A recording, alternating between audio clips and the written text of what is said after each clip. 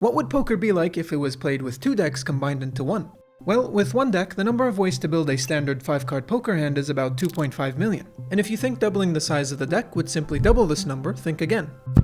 This value actually skyrockets all the way up to about 92 million, scaling up by almost 40 times. So then, let's answer the question on everyone's mind. What are the new hands that would be introduced as a result of adding another deck into the mix? Well, there's the obvious one, that being a 5 of a kind. But are there any others out there?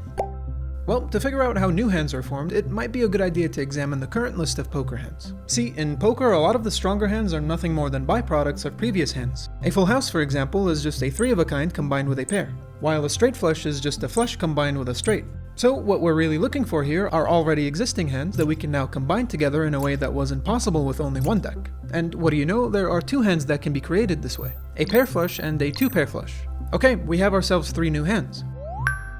And with that, here's our list of hand rankings for Double Deck Poker. Oh, and by the way, if you want to see a full breakdown of all the math that went into these calculations, make sure to check out the full video.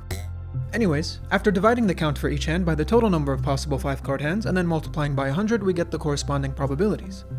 As expected, a 5 of a kind tops the list as the new best hand in the game, being worth almost twice as much as a straight flush, with pair flush and 2-pair flush following as the 3rd and 5th best hands respectively. Now, notice that if we ignore our newly added hands and compare this list to the typical one-deck hand rankings, the order remains exactly the same. Well, with the exception of flush and full house swapping positions. This is because a flush lost a good chunk of its hands to pair flushes and 2-pair flushes, making it more valuable as a result.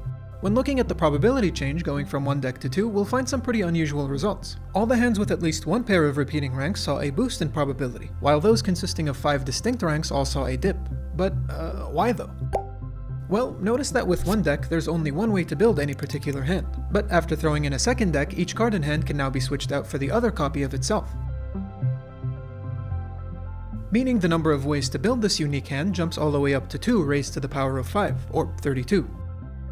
And so the count for each hand actually ends up scaling by a factor of 32 when going from one deck to 2. However, in addition to that, hands with repeating ranks also gain a bunch of new ways to form hands, those involving duplicates, or 2 copies of the same exact card.